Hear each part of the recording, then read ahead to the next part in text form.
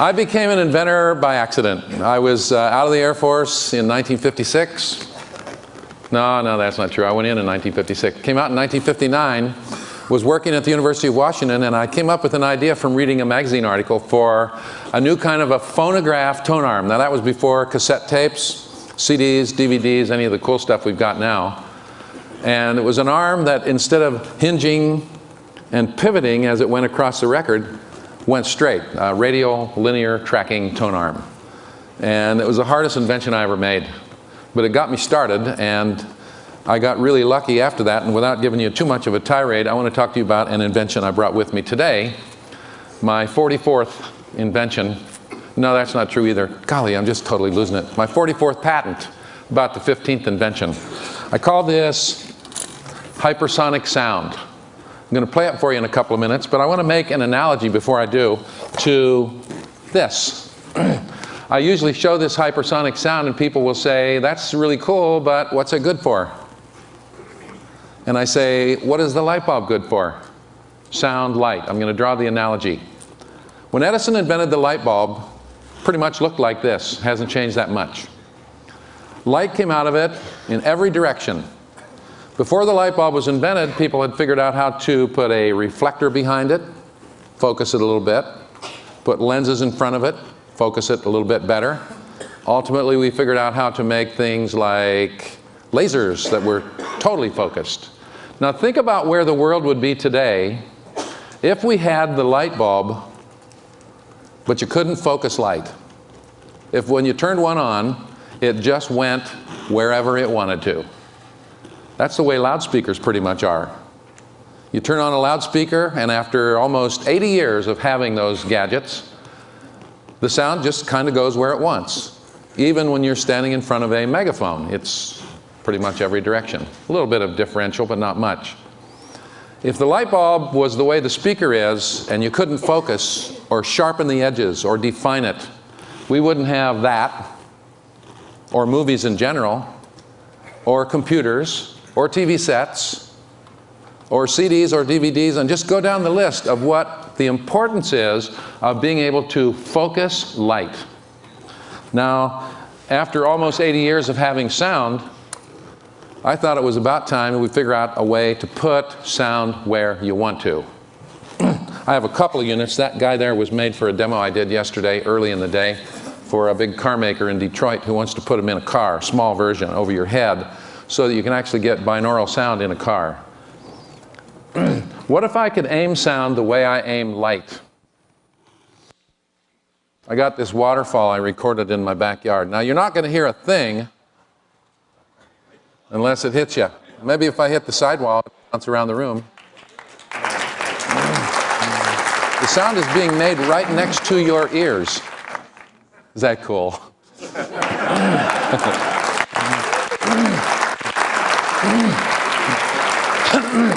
Because I have some limited time, I'll cut it off for a second and tell you about how it works and what it's good for.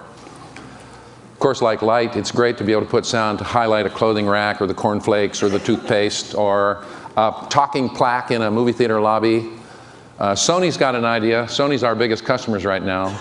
They tried this back in the 60s and were too smart, and so they gave up. But they want to use it in the... Seriously, there's a mix an inventor has to have. You have to be kind of smart. And though I did not graduate from college, doesn't mean I'm stupid, because you cannot be stupid and do very much in the world today. Too many other smart people out there. So I just happen to get my education in a little different way. I'm not at all against education. I think it's wonderful. I think sometimes people, when they get educated, lose it. They get so smart, they're unwilling to look at things that they know better than. And we're living in a great time right now because almost everything's being explored anew.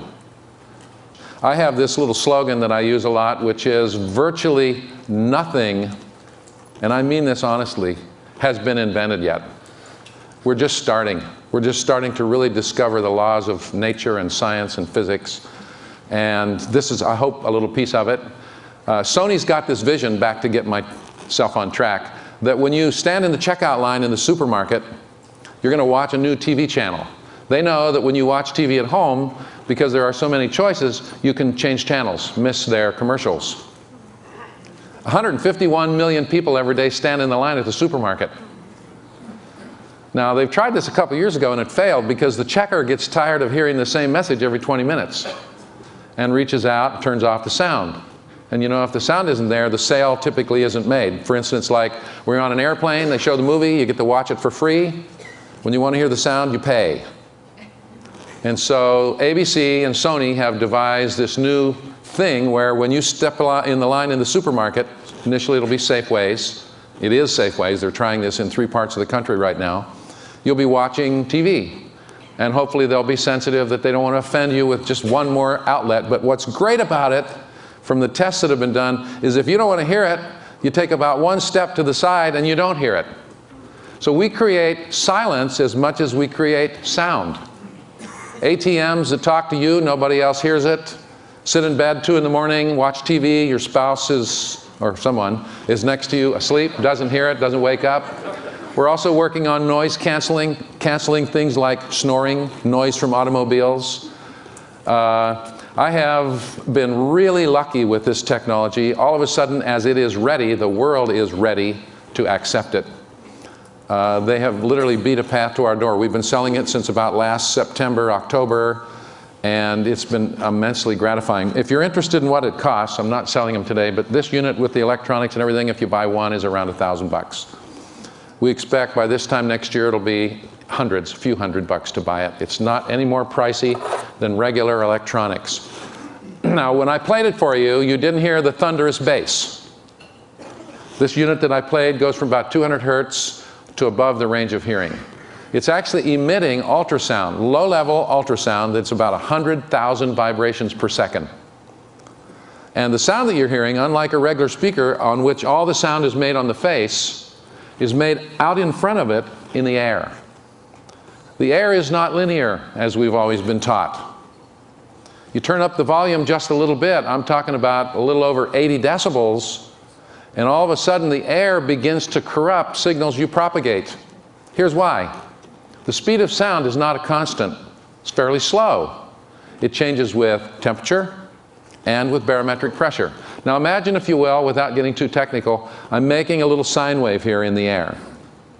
Well, if I turn up the amplitude too much, I'm having an effect on the pressure, which means during the making of that sine wave, the speed at which it is propagating is shifting. All of audio, as we know it, is an attempt to be more and more perfectly linear. Linearity means higher quality sound. Hypersonic sound is exactly the opposite. It's 100% based on nonlinearity. An effect happens in the air. It's a corrupting effect of the sound, the ultrasound in this case, that's emitted. But it's so predictable that you can produce very precise audio out of that effect. Now, the question is, where is the sound made? Instead of being made on the face of the cone, it's made at literally billions of little independent points along this narrow column in the air. And so when I aim it towards you, what you hear is made right next to your ears. I said we can shorten the column. We can spread it out to cover the couch. I can put it so that one ear hears one speaker, the other ear hears the other. That's true binaural sound. When you listen to stereo in your home system, both ears hear both speakers. Turn on the left speaker sometime and notice you're hearing it also in your right ear. So the stage is more restricted, the sound stage that's supposed to spread out in front of you. Because the sound is made in the air along this column, it does not follow the inverse square law, which says it drops off about 2/3 every time you double the distance. 6 dB every time you go from 1 meter, for instance, to 2 meters. That means you go to a rock concert or a symphony, and the guy in the front row gets the same level as the guy in the back row now, all of a sudden. Isn't that terrific? So we've been, as I say, very successful, very lucky in having companies catch the vision of this, from car makers who want to put a stereo system in the front for the kids, a separate system in the back. Oh, no, the kids aren't driving today. I was seeing if you were listening. Actually, I haven't had breakfast yet. A stereo system in the front for mom and dad, and maybe there's a little DVD player in the back for the kids, and the parents don't want to be bothered with that, or their rap music or whatever. So again, this idea of being able to put sound anywhere you want to is really starting to catch on. It also works for transmitting and communicating data. It also works 5 times better underwater. We've got the military had just deployed some of these into Iraq, where you can put fake troop movements a quarter of a mile away on a hillside. Or you can whisper in the ear of a supposed terrorist some biblical verse. I'm serious.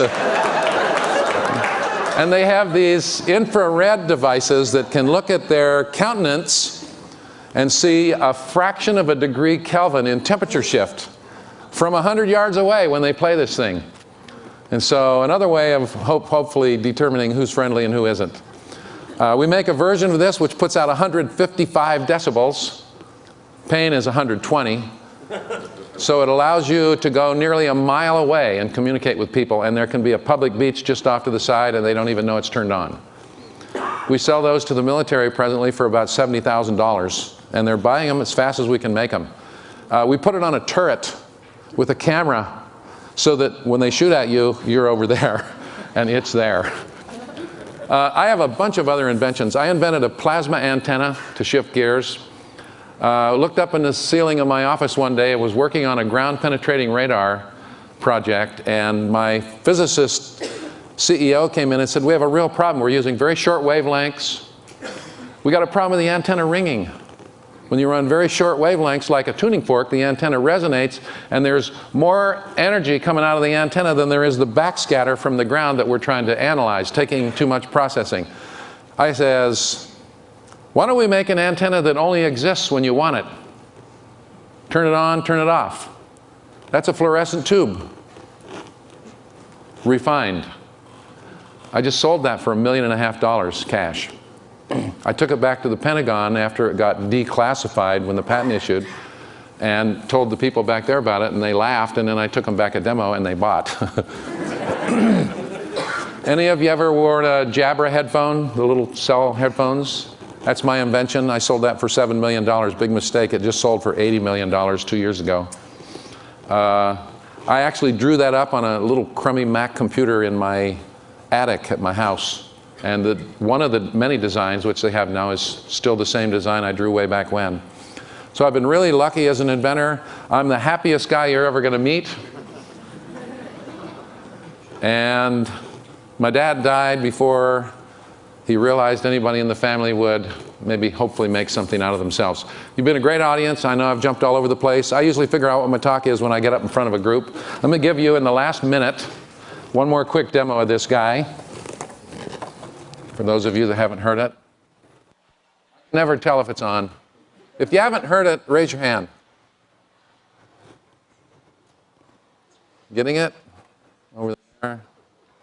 Get the cameraman. Yeah, there you go. I've got a Coke can opening that's right in your head that's really cool. Thank you once again.